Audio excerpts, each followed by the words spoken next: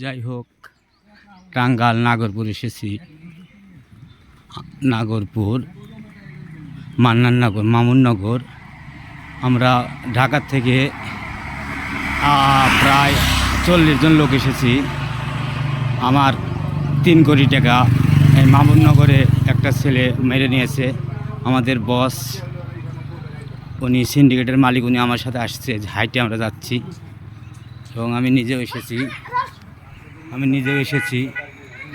আমরা এখন যাচ্ছি মান্নাননগর। এখানে আমার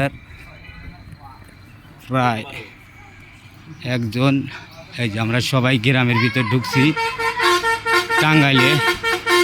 আমাদের প্রায় 3 কোটি টাকা এক লোক মাইরে নিয়ে আইছে।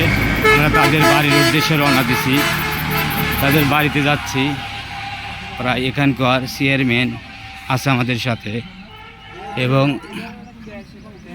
এবং থানা সেক্রেটারি, সভাপতি সবাই আছে। ওই যে কালো গেঞ্জি, নেভি ব্লু প্যান্ট, ওটা আমার বস, উনি সিন্ডিকেটের মালিক।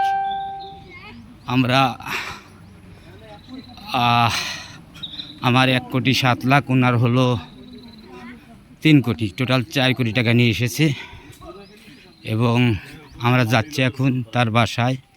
কি করা যায় দেখি। প্রিয় ফেসবুকবাসী বন্ধুরা, সবাই দোয়া করবে আমি জানি আমার টাকাটা তুলতে পারি। আর কি করা। ওকে, ঠিক আছে। এবং আমু যাচ্ছি তাদের সাথে এখন সেই তার বাড়ি, গ্রামের বাড়িতে, মামুননগর। এবং আমরা সবাই, অনেকটি লোক এসেছি আমরা ঢাকা থেকে। 3টে গাড়ি নিয়ে এসেছি, অনেক লোক যাচ্ছি গ্রামের ভিতর বাড়ি। সে 4 কোটি টাকা আত্মসাৎ করে গ্রামে লুকিয়ে আছে টাঙ্গাইলে মামুননগর। আর